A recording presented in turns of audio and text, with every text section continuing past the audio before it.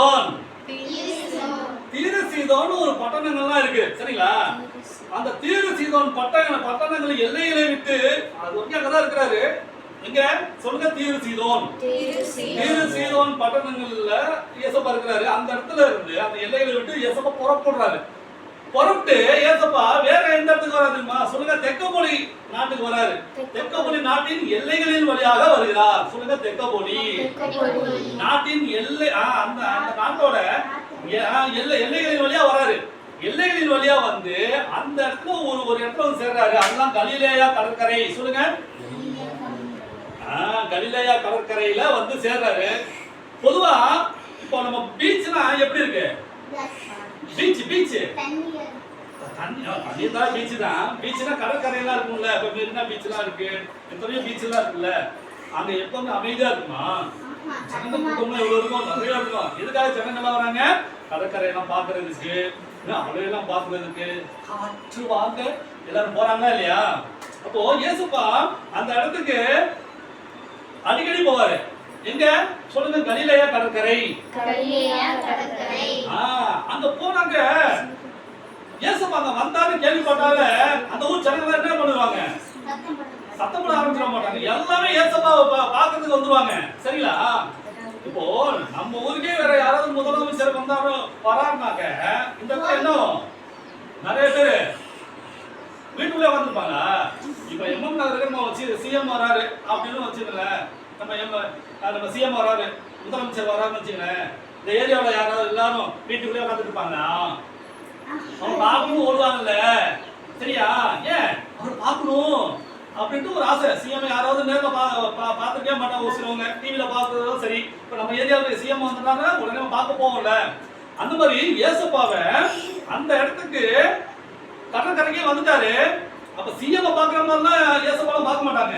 அப்போ எல்லா ஜனங்களும் இயேசுப்பாவை எப்படி பார்ப்பாங்கன்னா சொல்லுங்க, கடவுளா பார்ப்பாங்க. சொல்லுங்க, ஏன்னா அவர் எல்லாருக்கும் என்ன பண்ணுவாரா சொல்லுங்க, தெய்வீக சுகம் கொடுப்பாரு. அவருடைய வார்த்தை பேசும் பொழுது அந்த வார்த்தை ஒவ்வொருடைய இருதயத்துல போய் என்ன பண்ணுமா, போய் அது உள்ள இருக்கிற எல்லா நினைவுகளும் அப்படியே எல்லாத்தையும் சரி பண்ணிட்டே இருக்குமா. சொல்லுங்க, கடவுளுடைய வார்த்தைகள் கேட்கும் பொழுது, கடவுளுடைய வார்த்தைகள் நம்ம லைவா காதுல கேட்கும் பொழுது நம்முடைய எண்ணங்கள், நம்முடைய உள்ளம் எப்படி இருக்கும் சொல்லுங்க, கொழுந்து விட்டு எரியும். சும்மா சாதாரணமா இருக்காது, அது சூப்பரா இருக்கும். சொல்லுங்க, நம்முடைய நினைவுகள்லாம் நல்ல பரிசுத்தமாகும், சூப்பராகும். ஏன்னா கடவுளுடைய வார்த்தை கேட்கிறோம்ல.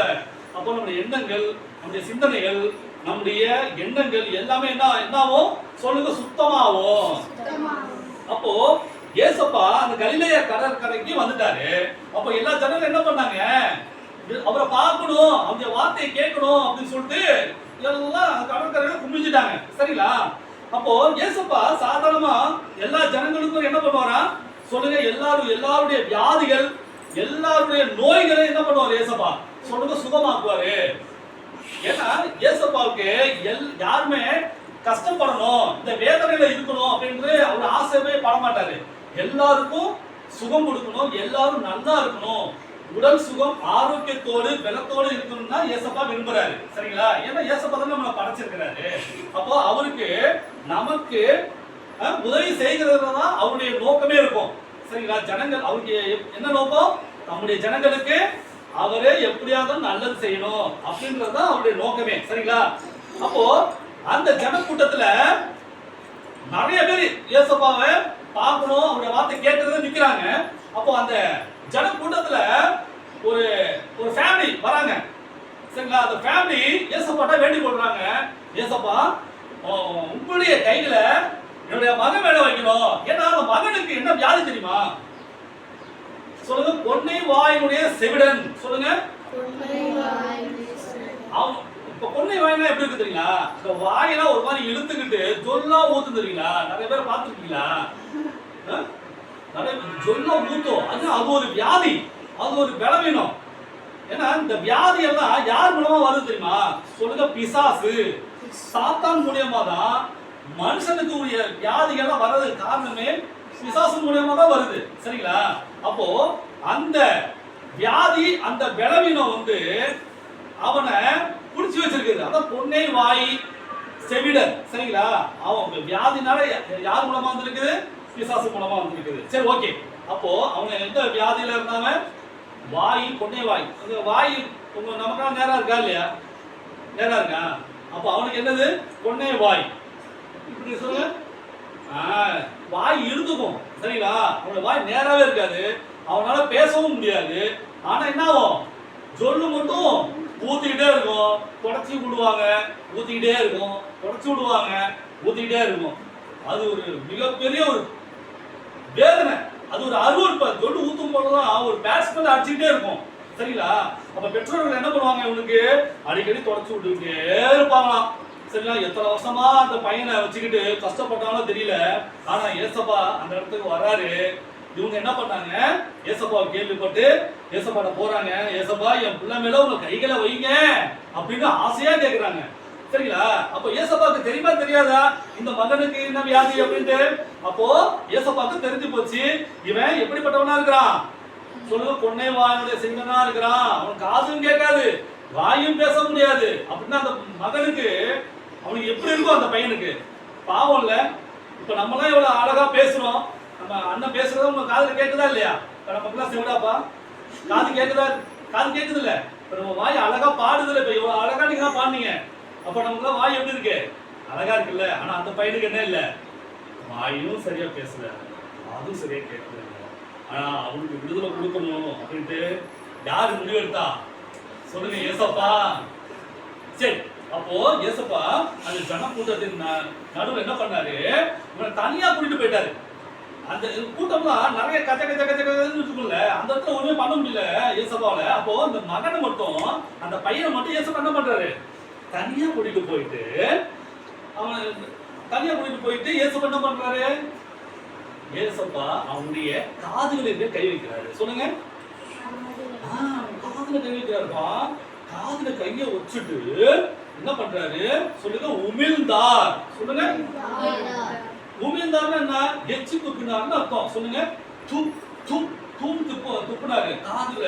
ஏன்னா இப்ப பொதுவா நமக்கு வேண்டாதவங்களை பார்த்தானே நம்ம திட்டுவோம். நிறைய பேர் சாபம்லாம் விடுவாங்கல்ல. இப்ப நாயை பார்த்தா என்ன பண்ணுவோம்? ஒரு 60 ஒரு நாய் போயிட்டு இருக்கு, என்ன பண்ணுவோம்? அப்படின்னு நம்ம போவோமா இல்லையா? துப்பாம இல்லையா? பிடிக்காதவங்களை தானே காரி துப்புவாங்க. சரிங்களா? அப்போ ஏசப்பா எதுக்காக காரி துப்புறாரு? எப்படி உமிழ்ந்தாரு? ஏன்னா அந்த பலவீனம், வியாதி எல்லாம் யார் மூலமா வருது? அந்த பிசாச பார்த்து தான் அவர் துப்புனாரு. இனிமேல் நீ இவன் சரீரத்துல இருக்க வேண்டிய அவசியமே இல்லை அப்படின்னு அவன் மூஞ்சில காரி துப்புனாரு. அதுக்காக தான் உமிழ்ந்தான்னு இருக்கும். சரிங்களா? அப்போ காதுல கைய வச்சு அவர் உமிழ்ந்தார். சரிங்களா? அதன் பிறகு அவனுடைய வாயில கை வைக்கிறாரு. சொல்லுங்க. ஏசப்பா அவனுடைய வாயில கைய வச்சுட்டாரு. கைய வச்சு அவர் வானத்தை அண்ணாந்து பாக்குறாரு. சொல்லுங்க. ஆமா, ஏசப்பா வானத்தை அண்ணாந்து பாக்குறாரு. பெருமூச்சு விடுறாரு. பெருமூச்சு விட்டு அவர் சொன்ன ஒரு வார்த்தை என்னது? எப்பத்தா. சொல்லுங்க. எப்பத்தா என்று சொன்னால் என்ன அர்த்தம் தெரியுங்களா? சொல்லுங்க. திறக்கப்படுவாயாக. எப்பத்தான திறக்கப்படுவாயாகன்னு அர்த்தம். அப்போ அந்த காதை அடைச்சி வச்சிருந்த அந்த பிசாசு, அந்த வாயை கட்டி வச்சிருந்த பிசாசு என்ன ஆயிடுச்சு? எப்பத்தான் ஏசப்பா சொன்ன ஒரு வார்த்தையில திறக்கப்பட்டுச்சு. ஜோர கை தட்டுங்க. அப்போ நிறைய வருஷமா அவன் காது கேட்காம, அவன் வாய் பேச முடியாம அடைக்கப்பட்டிருந்த கதவு என்ன ஆயிடுச்சு? திறக்கப்பட்டு விட்டது. ஏசப்பா சொன்ன ஒரு வார்த்தையில எப்பத்தா என்று சொன்னாரு. அதுக்கு என்ன அர்த்தம்? திறக்கப்படுவாயாக என்று அர்த்தம். அந்த எப்பத்தான் சொன்ன உடனேயே அவனுடைய காது கேட்க ஆரம்பித்தது. அவனுடைய நாவின் கட்டு அவிழ்ந்தது. அவன் செவ்வையாய் பேசினான். சொல்லுங்க. செவ்வையாய் பேசினான். சூப்பரா பேசினான். சொல்லுங்க. பாருங்க எவ்வளவு பெரிய விஷயம் தெரியுங்களா?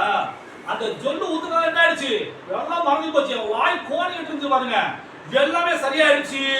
அவன் காது அழகா கேக்குது. அவனுடைய வாய் சூப்பரா பேசுது. பெத்தவங்களுக்கு ஒரு சந்தோஷமா இருக்கும். ஜோர வைத்துங்க. அப்போ ஏசப்பா சுகமாக்குன அந்த காது, அந்த வாயை வச்சுக்கிட்டு, அந்த காதை வச்சுக்கிட்டு அவன் தேவையில்லாத கேட்டிருப்பான், அவன் தேவையில்லாத பேசியிருப்பானா? இல்லவே இல்ல. இந்த சுகம் இயேசுவாலே எனக்கு கிடைத்தது, இந்த பலவீனத்திலிருந்து விடுதலை இயேசுவாலே கிடைத்தது என்று சொல்லி அவன் நல்ல வார்த்தையை தான் பேசியிருப்பான், நல்ல வார்த்தையை தான் கேட்டிருப்பான். ஏன்னா அவன் யாரால சுகம் பெற்றுக்கொண்டான்? இயேசுவால சுகம் பெற்றுக்கொண்டான். சரிங்களா? அப்போ நல்லது எது, கெட்டது எது, என்னென்ன வார்த்தையெல்லாம் கேட்கணும், என்னென்ன வார்த்தையெல்லாம் கேட்கக்கூடாது என்பதை அப்பவே முடிவு எடுத்தான். அப்ப இருந்து அவன் யார் பிள்ளையாயிட்டான்? இயேசுப்பா பிள்ளையா மாறி அவன் இயேசுப்பாவுக்கு பின் சென்றான். அப்போ நாமளும் நம்முடைய வாழ்க்கையில என்ன பண்ணணும் சொல்லுங்க? நல்ல வார்த்தைகளை பேசணும். ஏன்னா இயேசுப்பா நமக்கு நல்ல காதை கொடுத்துருக்கிறாங்களா? நல்ல காது கேக்குதா? நல்ல வாய் பேசுதா? நல்லா பேசுதுல? சரிங்களா? அப்போ இப்படிப்பட்ட நல்ல சுகத்தோடு பலத்தோடு இருக்கின்ற நாம இப்படி இருக்கிறோம் அப்படின்னாக்க யாருடைய கிருபை? அது இயேசுப்பாவுடைய கிருபை தான். இயேசுப்பாவுடைய கிருபை மட்டும்தான் நம்மளை இந்நாள் வரைக்கும் ஜீவன், சுகம், பலன், ஆரோக்கியத்தோடு பாதுகாத்து வந்துட்டு இருக்குது. இது யாருமே தெரியாது. சரிங்களா? இப்ப தெரிஞ்சுக்கங்க, இயேசுப்பா உங்களுக்கு உணர்த்துறாரு. இவ்வளவு நாள் நம்ம உயிரோட இருக்கிறது காரணம் யார் தான்? இயேசுப்பாவுடைய தயவு, அவருடைய கிருபை, அவருடைய இரக்கம். சரிங்களா? அப்போ அவருடைய பிள்ளைகளா இருந்து கடைசி வரைக்கும் இந்த வாயால, இந்த காதால நாம என்ன பண்ணணும்? நல்ல வார்த்தைகள் தான் கேட்கணும், நல்ல வார்த்தைகள் தான் பேசணும். சொல்லுங்க, இந்த முடிவெடுத்துருவோமா? இயேசுப்பா கொடுத்த இந்த காது மூலமா நாம என்ன வார்த்தைகளை கேட்கணும்? நல்ல வார்த்தைகளை தான் கேட்கணும். இயேசுப்பா கொடுத்த வாயினால நல்ல வார்த்தைகளை தான் பேசணும். இந்த வாயில என்ன வரக்கூடாது? வெரி குட்ரா. கெட்ட வார்த்தை நம்ம வாயில வரவே கூடாது. தேவையில்லாத வார்த்தைகள் நம்ம வாயில இருந்து வரவே கூடாது. சரிங்களா? விசுவாசத்துக்கு விரோதமான, நன்மைக்கு விரோதமான வார்த்தைகள் நம்ம வாயில வரவே கூடாது. பாவம் நிறைந்த வார்த்தைகள் நம்ம வாயில வரவே கூடாது. அருவருப்பான வார்த்தைகள், கேட்கவே காது கூசுற அளவுக்கு பேசுவாங்களா வார்த்தைகள், அந்த மாதிரி வார்த்தைகள் நம்ம வாயில என்ன பண்ணக்கூடாது? வரவே கூடாது. ஏன்னா பேசணும் அப்படின்னாக்க யார் துக்கப்படுவா? யார் வேதனைப்படுவா? நம்மளை உண்டாக்கின இயேசுப்பா துக்கப்படுவாரு. சரிங்களா? அப்ப இயேசுப்பா பிள்ளையா இருக்கிற நாம என்ன பண்ணணும்? கெட்ட வார்த்தை பேசக்கூடாது, பொய்கள் பேசக்கூடாது, தேவையில்லாத வார்த்தைகளை பேசக்கூடாது. சரிங்களா? மற்றவர்களை துக்கப்படுத்துற மாதிரி பேசக்கூடாது. சரிங்களா? இப்ப நாம மற்றவங்களை சபிச்சிட்டோம், தேவையான கெட்ட வார்த்தை சொல்றோம் அப்படின்னா அவங்க என்ன பண்ணுவாங்க? துக்கப்படுவாங்களா மாட்டாங்களா? மற்றவங்க கஷ்டப்படுவாங்கல்ல. இப்ப மற்றவங்க யாராவது நம்மள வேதனைப்படுத்திட்டாங்கன்னா நமக்கு துக்கமா இருக்குல்ல. அப்போ மற்றவங்களை துக்கப்படுத்தக்கூடிய வார்த்தைகளை நாம என்ன பண்ணக்கூடாது? பேசவே கூடாது. முடிவெடுத்துங்க. கடைசி வரைக்கும் நம்ம உயிரோடு இருக்கின்ற நாளெல்லாம் இயேசுப்பா பிள்ளைகளா இருக்கணும் விரும்பணும் அப்படின்னா நல்ல வார்த்தைகளை மட்டும்தான் பேசணும். தேவையில்லாத வார்த்தைகள் என்ன பண்ணக்கூடாது? ஹர்னி பேசவே கூடாது. நம்ம எல்லாரும் முடிவெடுக்கணும். கெட்ட வார்த்தைகள் ஒண்ணுமே பேசக்கூடாது. ஓகேவா? அப்போ இயேசுப்பா கொடுத்த சரீரத்துல நம்ம என்ன பண்ணக்கூடாது? பாவம் ஆளவே கூடாது. சொல்லுங்க, இயேசுப்பா கொடுத்த இந்த சரீரத்துல எந்த ஒரு பாவமும் ஆளக்கூடாது. இந்த சரீரம் இயேசுவுக்கு சொந்தமானது. இயேசுவுக்கு சொந்தமானவன். என் சரீரம் கர்த்தருடையது. கர்த்தர் என் சரீரத்துக்குரியவர். இந்த சரீரத்தினால் என் இயேசுவை நான் துக்கப்படுத்த மாட்டேன், வேதனைப்படுத்த மாட்டேன், கஷ்டப்படுத்த மாட்டேன். மாறாக இந்த சரீரத்தின் மூலமாக நான் தேவனை மகிமைப்படுத்துவேன், அவரை பிரியப்படுத்துவேன். Thank you Jesus. ஜோர கையிடுங்க. இந்த கதையில எல்லாத்தையும் புரிஞ்சுக்கிட்டீங்கல்ல? அப்போ இந்த சரீரம், இந்த வாழ்க்கை, இந்த உயிர் யார் கொடுத்தது? இயேசுப்பா கொடுத்தது. அப்போ இந்த பூமியில நம்ம உயிரோடு இருக்கிற நாட்கள் எல்லாம் நம்ம யாருக்கு சாட்சியா வாழணும்? இயேசுப்பாவுக்கு சாட்சியா தான் வாழணும். இந்த உண்மையை நீங்க புரிஞ்சுங்க. நிறைய பேருக்கு தெரியாது. உங்க ஃப்ரெண்ட்ஸுங்களுக்குலாம் நீங்க போய் சொல்லுங்க. சரிங்களா? ஃப்ரெண்ட்ஸுங்களுக்கு சொல்லுங்க, இயேசுப்பா பத்தி சொல்லுங்க, உங்க அப்பா அம்மாட்ட போய் சொல்லுங்க, யாரை பார்த்து எல்லாத்தையும் சொல்லுங்க. இயேசுப்பா பத்தி நீங்க நிறைய பேர்ட்ட நீங்க சொல்லுங்க. சொல்றது நல்லது. ஏன்னா அவங்களும் உண்மையை புரிஞ்சுக்கிட்டோம். கேட்கறவங்க கேட்கறாங்க, கேட்கறவங்க போயிட்டு போறாங்க. ஆனா சொல்ல வேண்டியது யாருடைய கடமை? நம்முடைய கடமை. கண்டிப்பா நம்ம நல்ல காரியங்களை மத்தவங்களுக்கு சொல்றதுதான் நம்முடைய வேலை. கண்டிப்பா சொல்லுவீங்களா இனிமே? சரி, ஓகே. சொல்ல கேட்கறீங்க? இப்போ மனப்பாட வசனம் கத்துக்கலாமா? என்ன வசனம் சொல்லுங்க? கெட்ட வார்த்தை ஒன்றும் உங்கள் வாயிலிருந்து புறப்பட வேண்டாம். பக்தி விருத்திக்கு ஏதுவான நல்ல வார்த்தை உண்டானால் கேட்கிறவர்களுக்கு பிரயோஜனம் உண்டாகும்படி பேசுங்கள். எபேசியர் 4:29. கத்துக்கலாமா? சொல்லுங்க. கெட்ட வார்த்தை ஒன்றும் உங்கள் வாயிலிருந்து புறப்பட வேண்டாம். பக்தி விருத்திக்கு ஏதுவான நல்ல வார்த்தைகள் உண்டானால் அதையே கேட்கிறவர்களுக்கு பிரயோஜனம் உண்டாகும்படி பேசுங்கள். எபேசியர் 4:29. இப்ப பாருங்க, நம்முடைய வாயில என்ன வார்த்தை வரக்கூடாது? ஒரே ஒரு வார்த்தை பேசிக்கிறேனே, ஒரே ஒரு வார்த்தை மட்டும் பேசிக்கிறேனே அப்படி சொல்லக்கூடாது. என்ன போட்டிருக்கு பைபிள்ல? ஒண்ணு கூட பேசக்கூடாது. எந்த வார்த்தை அது? ஒரு வார்த்தையோ, ரெண்டு வார்த்தையோ, மூணு வார்த்தையோ, நாலு வார்த்தையோ, ஒரு வார்த்தை கூட நீ பேசக்கூடாது. கெட்ட வார்த்தை அப்படி பேசுங்க அப்படின்னாக்க நம்ம யாரை துக்கப்படுத்துறோம்? யார கஷ்டப்படுத்துறோம்? ஏசப்பாவை. சரிங்களா? அப்போ ஏசப்பாவை துக்கப்படுத்துற மாதிரி நம்ம நடத்தவே கூடாதுப்பா. சரிங்களா? அப்போ நம்ம வீட்டுல அப்பா அம்மா சொல்ற பேச்ச நம்ம கேட்போமா? கேட்க மாட்டோம். அப்போ நம்ம அப்பா அம்மா பேச்ச நம்ம கேட்கலனாக்க என்ன பண்ணுவாங்க? கஷ்டப்படுவாங்கல்ல. எத்த பிள்ளையோ சொல்ல பேச்சு கேட்க மாட்டேங்கிறாங்க அப்படின்னு கஷ்டப்படுவாங்களா மாட்டாங்க? அப்ப என்ன பண்ணுவோம்? அப்பா அம்மா கஷ்டப்படக்கூடாது அப்படின்றதுக்காக நம்ம அப்பா அம்மா பேச்ச கேட்போமா? கேட்க மாட்டோமா? கண்டிப்பா கேட்போம்ல. அதே போல ஏசப்பா பிள்ளையா இருக்கிறவங்க நம்ம வாயில என்ன வரக்கூடாது? கெட்ட வார்த்தை பேசக்கூடாது. சரிங்களா? உங்களுக்கே தெரியும் அது பேடா இல்ல குட் பேடான்னு உங்களுக்கே தெரியும். சரிங்களா? அப்போ அந்த வார்த்தையை பேட் வேர்ட்ஸ்லாம் என்ன பண்ணக்கூடாது? பேசவே கூடாது. குட் வேர்ட்ஸ் மட்டும் நம்ம பேசணும். சரிங்களா? சரி, அப்போ நம்ம பேசுறோம் அப்படின்னாக்க மத்தவங்களுக்கு பிரயோஜனம் உண்டாகும்படி தான் பேசணும். சொல்லுங்க. நாம பேசுற வார்த்தை மத்தவங்களுக்கு பிரயோஜனம் உண்டாகும்படி தான் பேசணும். இப்போ மற்றவங்க கஷ்டத்துல இருக்கிறாங்கன்னா அவங்களோட போய் நம்ம தேவையில்லாத பேசிக்கிட்டு இருந்தோம்னாக்க நல்லா இருக்குமாப்பா? நல்லாவே இருக்காது. அப்போ மற்றவங்களுக்கு பிரயோஜனம் உண்டாகும்படி பேசணும். பேசுற வார்த்தைகள் மற்றவங்க வாழ்க்கையை கட்டி எழுப்பணும். சரிங்களா? அவங்கள உயர்வடைய செய்யணும், அவங்கள தூக்கி நிறுத்தணும். நம்ம பேசுற வார்த்தை மற்றவங்களுக்கு மோட்டிவேஷனா இருக்கணும். அதை விட்டுவிட்டு அவங்க கீழே தொடுற வார்த்தையா இருக்க கூடாது.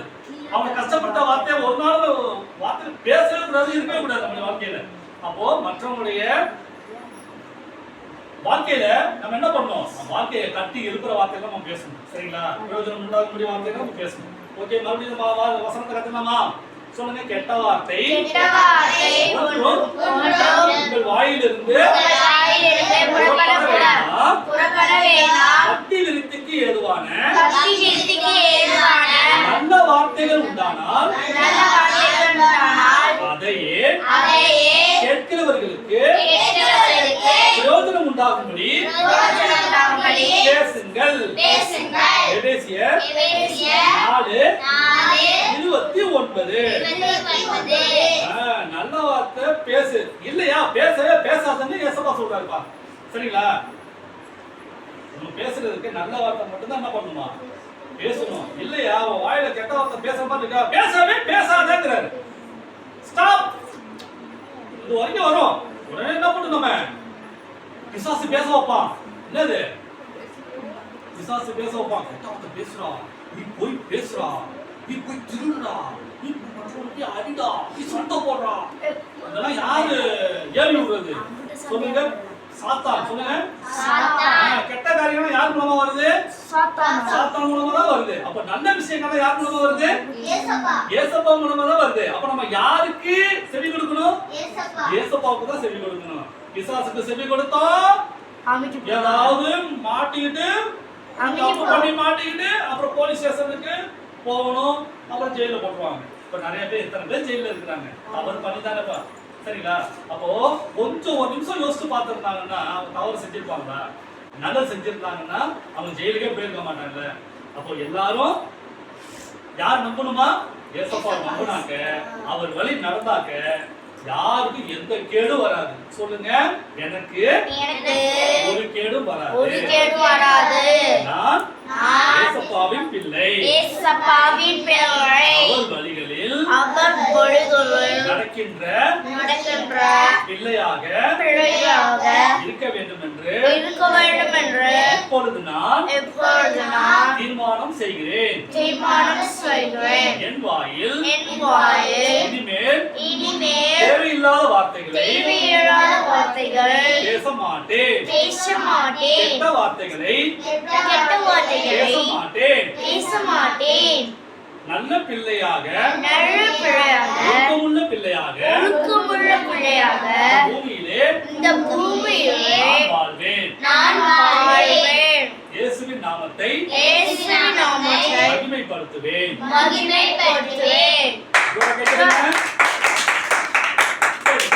யார் சொல்றது? அன்னிகா, கெட்ட வார்த்தை ஒன்றும் உங்கள் வாயிலிருந்து புறப்பட வேண்டாம். பக்தி விருத்திக்கு ஏதுவான நல்ல வார்த்தைகள் உண்டானால் அதையே கேட்கிறவர்களுக்கு பிரயோஜனம் உண்டாகும்படி பேசுங்கள். பேசியர் 4:29. எவ்வளவு ஈஸியா இருக்குது வசனம். புரியுதுங்களா? சொல்லுங்க. கெட்ட வார்த்தைகள் ஒன்றும் உங்கள் வாயிலிருந்து புறப்பட வேண்டாம். பக்தி விருத்திக்கு ஏதுவான நல்ல வார்த்தைகள் உண்டானால் அதையே கேட்கிறவர்களுக்கு பிரயோஜனம் உண்டாகும்படி பேசுங்கள். எபேசியர் 4:28.